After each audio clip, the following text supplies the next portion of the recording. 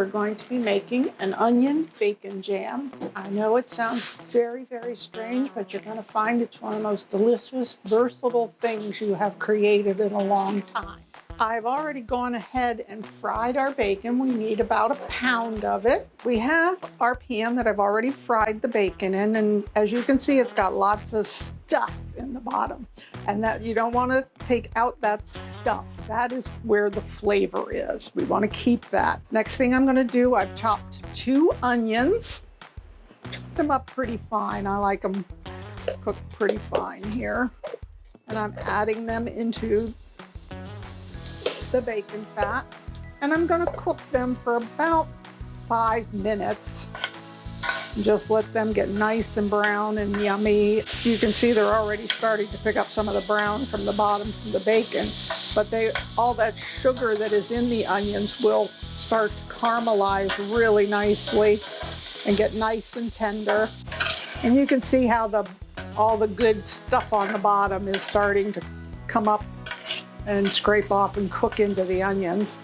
Chop up our bacon so that I don't want it real fine. I like a little bit of chunkiness in it, but we need to get it broken down a little bit more.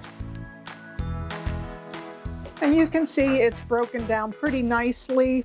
There's still some big pieces, which is great because that gives you some texture. Next step is to add in all that bacon that we just chopped up. That's a whole pound of fried off bacon there. And we're going to start stirring that together. And you're going to find that some of the bacon's going to continue to cook down, and that's going to help your onions cook. And we're just going to stir that up. I have a 1/2 cup of balsamic vinegar. I like balsamic better than other kinds. I think it has a little bit more robust taste, but you can use whatever kind you like for vinegar flavor. Stir that in, and then I'm going to add in 1/2 cup of brown sugar. This is going to help our stickiness. And at this point, we just need to let this cook. It needs to cook down for about 20 minutes. And voila, look at this. Look how yummy and cooked down this is. You're going to find it's kind of on the sticky side, which is what we want because we want it to be like a jam. You could eat it with crackers, cheese. It's a simple product to make.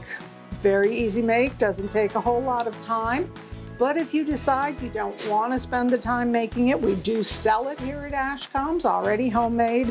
And in our cooler case, we put it on all kinds of things here, and you have your imagination is the limit as to what you can put it on as well.